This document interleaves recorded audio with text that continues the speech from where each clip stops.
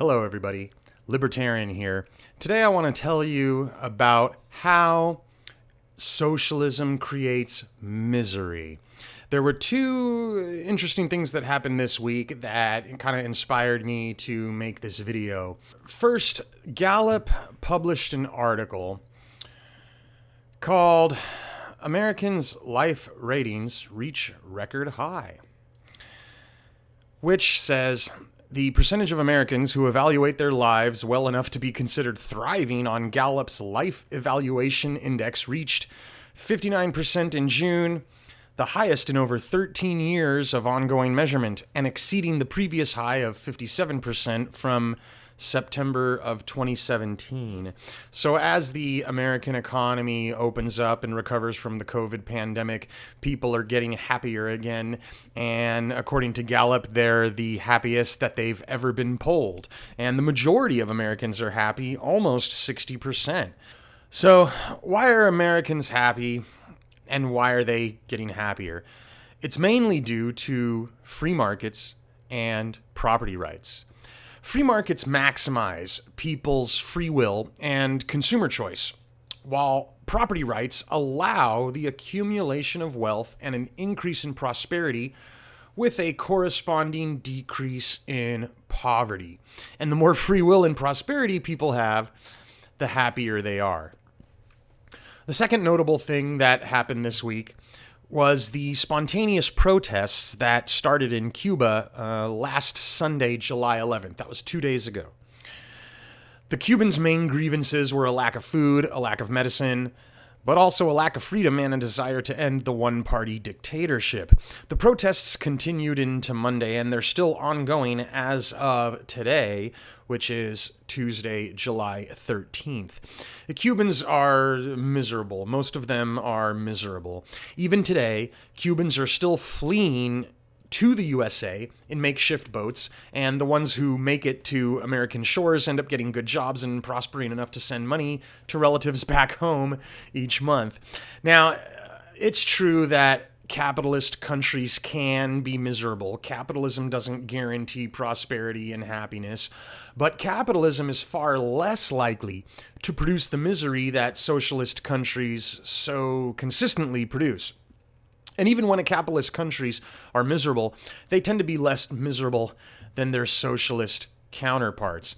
What you certainly don't see are socialist countries being as happy as the capitalist countries tend to be. Now, those are the two things that happened this week, but let me give you some more history and backstory about the misery that socialism creates. Now, Venezuela is a close ally of Cuba and, by some accounts, a puppet state of Cuba. And Venezuela has been ruled by a socialist government for about 20 years now, and Venezuela tops the global misery index rankings year after year. Here we go. Look at this headline. Venezuela leads Bloomberg's misery index for the sixth year in a row. Now, 6 years running, that means they first topped the misery index in 2014, which was 3 years before U.S. sanctions began, and it was just about a year after their economy started collapsing and going into free fall, which began in 2013. I'm pretty confident that Venezuela will top the misery index in 2021 as well. What do you think, huh? So why are socialist countries like Cuba and Venezuela so miserable? It's because they don't have free markets and they don't have property rights. Everything is rationed. Consumer choice is minimized or eliminated.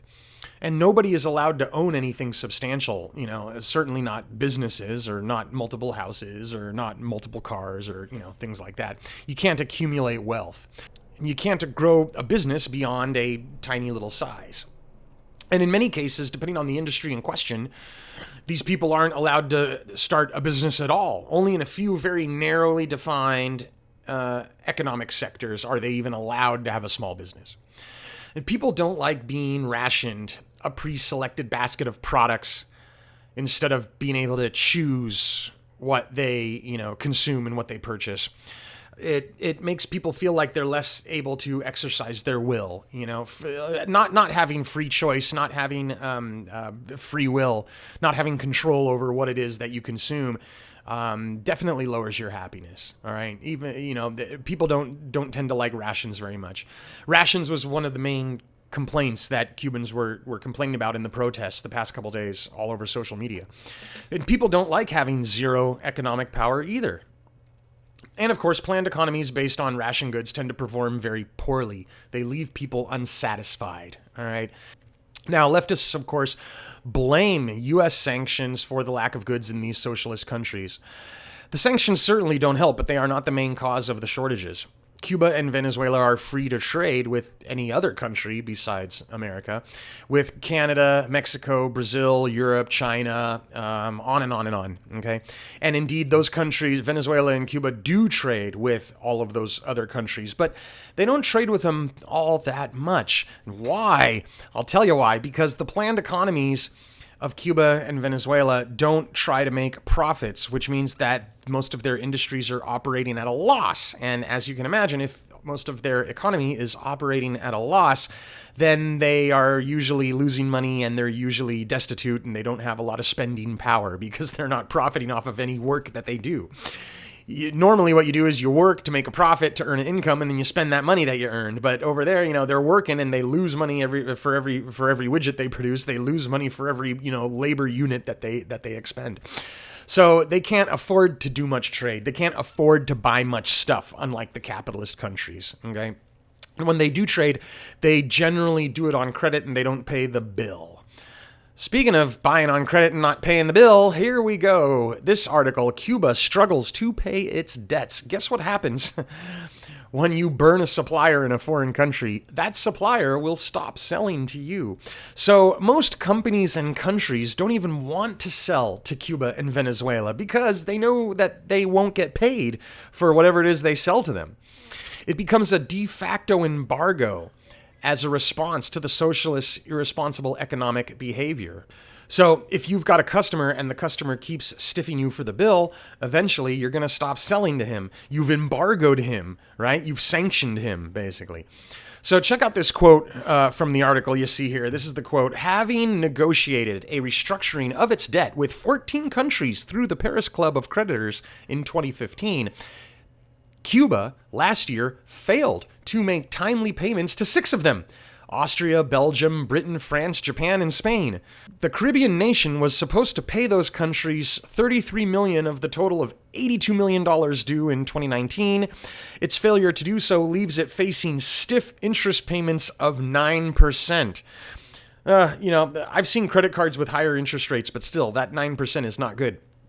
As one European diplomat put it, they said they were going to pay their debts. There is no plan. There is a lack of credibility. Socialist economies have a lack of credibility relative to capitalist economies. Isn't that funny? So the story about the Paris Club is a recurring theme for Cuba. Cuba convinces companies and countries to give it lines of credit. It never pays up front. And when it convinces them to give it lines of credit, it buys stuff, it runs up that credit. Then it fails to make payments and finds itself in default or with high interest payments. And this happens over and over and over, okay? One of the effects of living in such a miserable anti-market, anti-property economy is that it causes people to emigrate to places that are less miserable. They emigrate to places that have more market activity and stronger property rights. Cuba today has a population of about 11 million people. Since the Communist Revolution, over 1.1 million Cubans have fled the country to the USA. That's about 10% of the population, and that only counts the people that fled to America. It doesn't count those that fled to Mexico or Brazil or Argentina or wherever. And Venezuela is even worse. Out of a population of 30 million people, about 6 million have fled Venezuela since the country turned to socialism. That's 20% of the population. That's 1 in 5 people. Think about all the people that you know, and imagine 1 out of every 5 of them fleeing your country to greener pastures. It is the biggest refugee crisis in Latin America in modern times. It's unprecedented, and it's still going on. The people are still fleeing. By 2022, the number might climb as high as 7 million people. Now, these refugees aren't necessarily fleeing consciously towards capitalism, the ideology.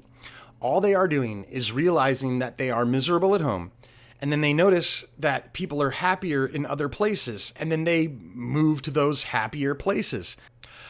But it just so happens that the happier places, the places that attract these refugees, are the places with the free markets and the property rights. Because free markets and property rights are the ingredients that allow happiness to flourish.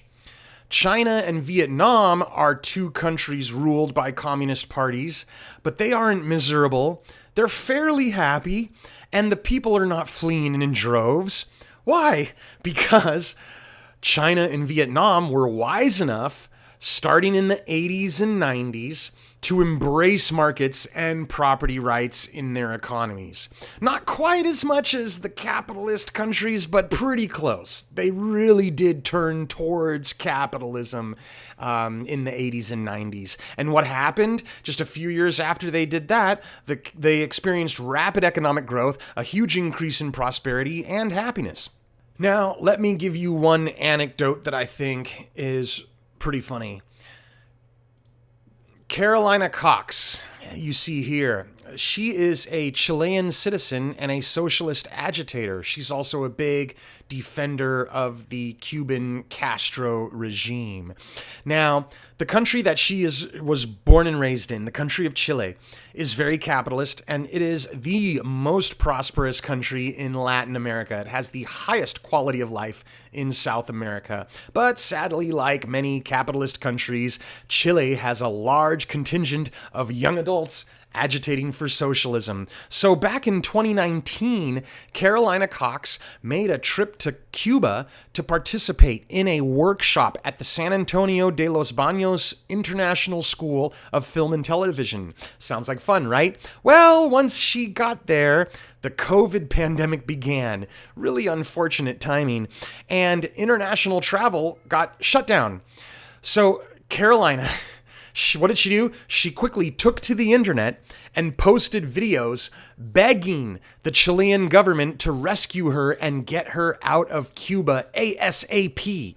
Why? Because she got placed in a closed down Cuban hotel that was plagued with rats.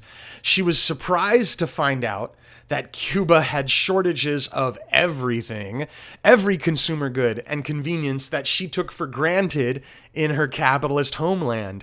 So in the videos, she complains that there was no soap, no toilet paper, barely any food, terrible internet service, and no feminine hygiene products. Now, in case you don't know, those are products that women use to deal with their monthly cycle. So you can imagine that was very stressful and inconvenient for her to deal with. So Carolina Cox quickly got a taste of the misery of socialism, and she was so blissfully unaware of it thanks to her being born and raised in a capitalist economy with ample supplies of necessities and luxuries. The Starbucks socialists and the commie LARPers living in Western capitalist countries, they'll tell you that planned economics and communal ownership of the means of production will outperform capitalism, and it'll create higher levels of happiness than we've ever seen before. But reality shows the exact opposite. You're not going to cause a net increase in prosperity and material wealth by eliminating efficiency-boosting properties of market competition, or by running industries without trying to make a profit. When you operate at a loss, you create a net reduction in wealth. You get poorer for every widget you produce. You get poorer for every labor hour you expend. And your industry will come to a grinding halt really quickly. That's why socialist countries produce so few things, and they have to import so many basic goods from capitalist countries who pump out these products so easily and plentifully. Capitalism creates happiness because it embraces markets and property rights, which are the key ingredients for prosperity. Socialism creates misery because it rejects these key ingredients for prosperity. The only thing that socialism doesn't have a shortage of is misery. Thanks for watching.